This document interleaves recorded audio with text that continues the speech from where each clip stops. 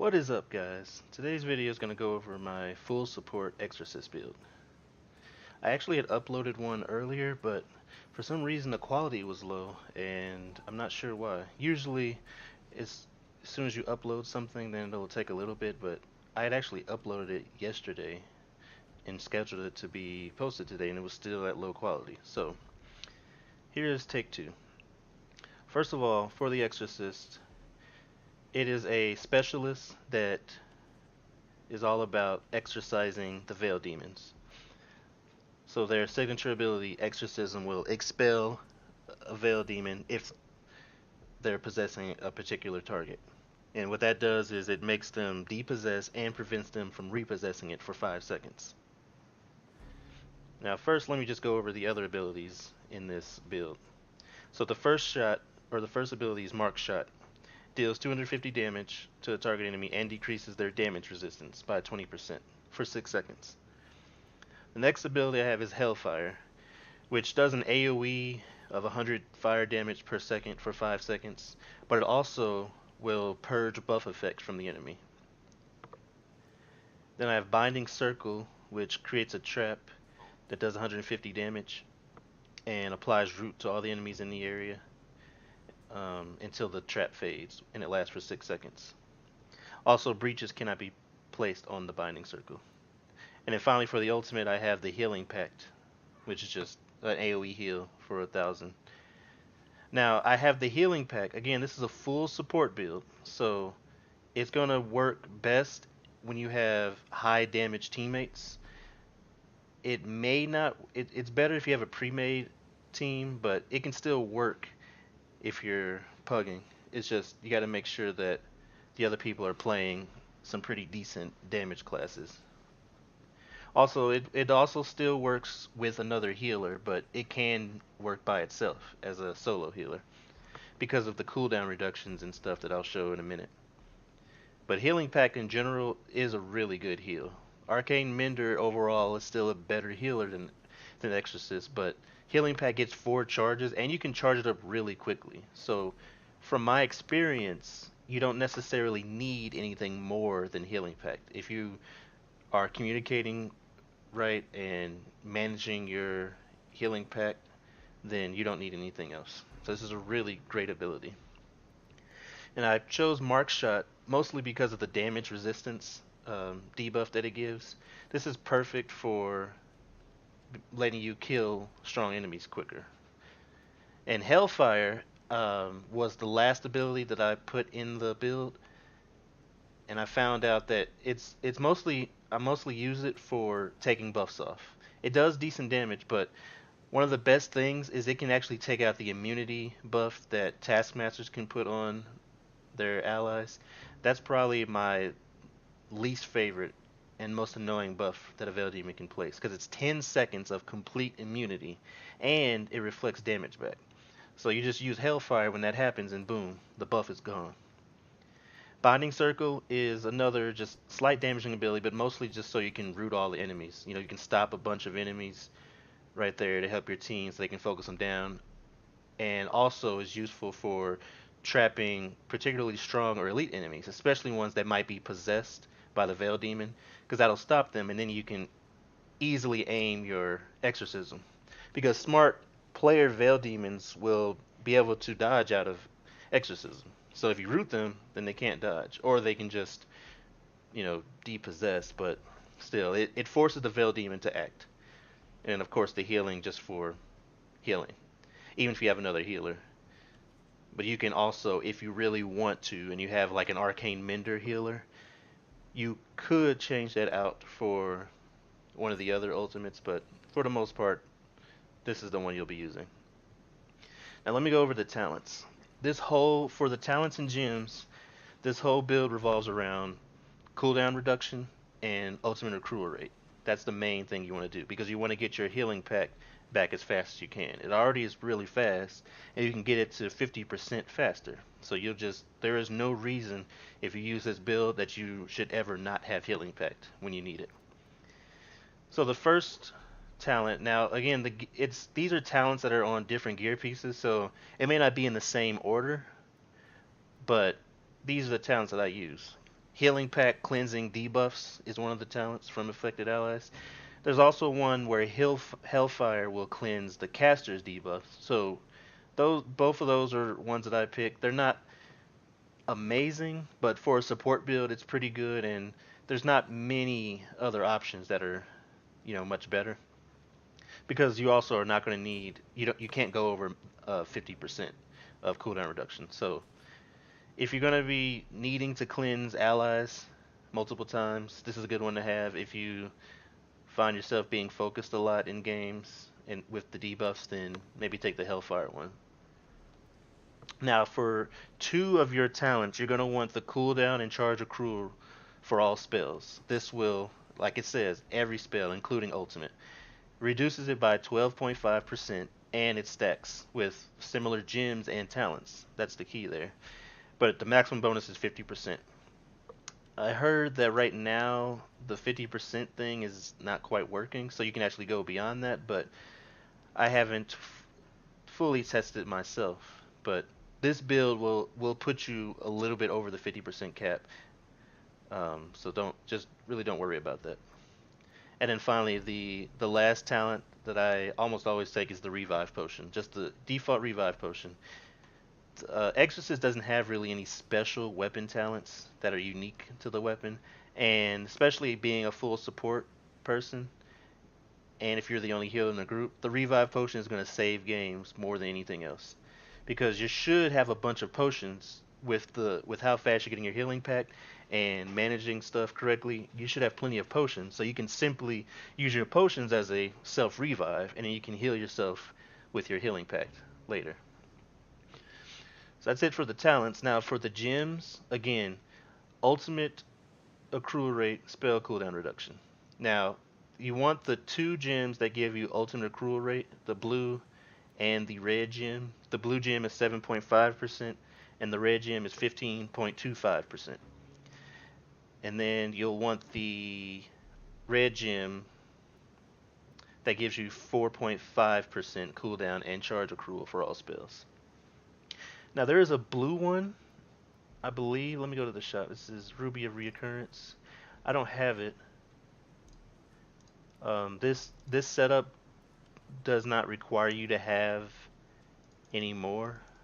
Like this gets your ultimate above the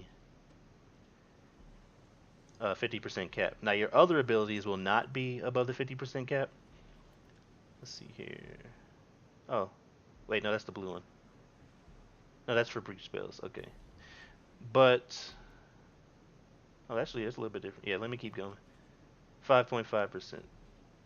No, it's breach spells again. All right, let me filter this. There we go. So recurrence is what I'm looking for.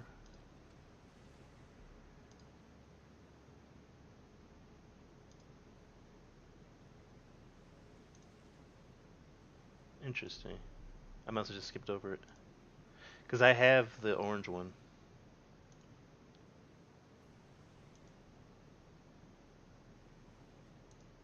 Recovery, woof, lethality. Oh, there it is. Yep. 4.5%, and then the blue one is 2.25%. So if you want, you can actually use the blue gem because that'll take you down to about 50% if you use the blue gem instead of the orange gem. But it's only an extra 2% over, and it'll also, even though the ultimate is over, your other spells won't be at the 50%. So I just personally use the orange one, the red one, I mean. And for blue, it doesn't really matter for the other one. Damage resistance, I was testing out damage resistance versus health. I'm not sure which one is better, but the extra 730 health might be better. Even though there are healing gems, the amount of healing that it gives you is not much. 7.5%, for instance, that's only going to be 75 extra healing for your 1,000, heal. It's not worth it. I'd rather have the health or the damage resistance. But the ultimate accrual rate and the cooldown reduction is the only ones that you absolutely need. And you can check the percentages over here. And of course, this is the percentages just from the gems. Add on the extra 12.5 the two 12.5% there for the so 25% from the two talents. Now for prismatic gems, these again are not necessarily needed, but it's like they don't really hurt. They do have some benefits, and it's better than nothing. So the mark shot duration one is pretty nice. Now what it does is it increases the debuff duration, and but it also increases the cooldown. It equals to be about the same distance or the same time in between, about a 6 second wait between the ability falling off and then before you can do it again. But this is useful for situations where you might want that extra bit of damage for a few more seconds without actually using the ability again. Because once you get your cooldown reductions down, you'll be able to use it almost 100% uptime. So that's mostly just for the little bit of leeway that you can get from the few extra seconds. And then I actually don't have the other one because I wasn't sure what my last ability would be, but there's a Hellfire duration gem that I would take that. What it does is it reduces the duration of Hellfire, but it also reduces the cooldown, both by 20%. So that what that does is it makes it, instead of lasting 5 seconds, it'll last 4 seconds. So it's only 1 second less, but it comes back about 3 seconds faster, I believe. And yeah, you'll be getting 100 less damage each time, but this is also, again, mostly used for getting rid of buffs. So I think that's a pretty good drawback. So that's all that you need to know about the way the build is set up, the abilities, the talents you'll choose, and the gems. So I'm just going to show a little bit of it in action here. Hopefully I get Taskmaster. Perfect. Taskmaster. Mostly just wanted to showcase how you'll play it and also show how great the Hellfire buff can be. Of course I have to wait for the game to load up, but that's okay. I do think that the time, I'm trying to think why it's so long. It's 38 seconds. Once you load in, it's 38 seconds. See, I'll be taking the Healing Pact one. Because you can form strategy, I suppose, but like there's not much you need to do as the heroes, at least, and it can benefit the Veil Demon, but still, like, what are they gonna do for 38 seconds? I don't know. I think it should be just a little bit shorter, but that's just me. But anyway, the main object is for you to, well, support your team. You'll definitely want to keep attacking at all times because that builds up your ultimate meter. But for the most part, like regular enemies, just, kill. It's whatever. Oh yeah, there's an immunity buff. Boom. It's off now. No more immunity. It's amazing. And that one is, I think that was a shorter one, or I just didn't see it in time. But they usually last about 10 seconds. But yeah, you'll always be shooting. When you see a stronger enemy, like this one, use marked shot on them so they take more damage because you want to take them out quicker. And you usually want to save your exorcism for when somebody possesses a demon. If they don't possess a demon, or if you're not seeing that happen very frequently, then you can just use it. Oh, there's another buff. I waited a little long, but yeah. If you see that they're not really possessing, then you can just use it as a regular damaging ability. If you see groups of enemies, use the binding circle. You can also use it on strong enemies or elites that you want to use exorcism on. Because exorcism, when you're playing against player Veil Demons, they can dodge out of the way, and it can be hard to hit somebody with exorcism. So binding circle is another good way of stopping that. So like for this example, this is a strong enemy. He's immune now. Pop in there. Boom. No more immunity. Now the team can go all out on him, and you can trap them, or they can just dodge like that. So there's that. And then, oh, I missed. But when you see that purple outline, see, that's what I mean about trapping them. When you see that purple outline, that means you can use exorcism on them, and it'll get rid of them. There, expelled. And then they get that little purple debuff. So that's a basic idea of what you're going to do. They can, again, dodge the binding circle. So another good option to use is the interrupt. But I think the binding circle overall is best. And see, I already have 3, almost 4 charges. So it's so quick to charge your ultimate. There's no reason why you shouldn't be able to easily heal. But that's all for my full support Exorcist build. Hopefully you liked the video and it helped you plan out a different way to play Exorcist. Please like and subscribe for future Breach content, and as always, thanks for watching.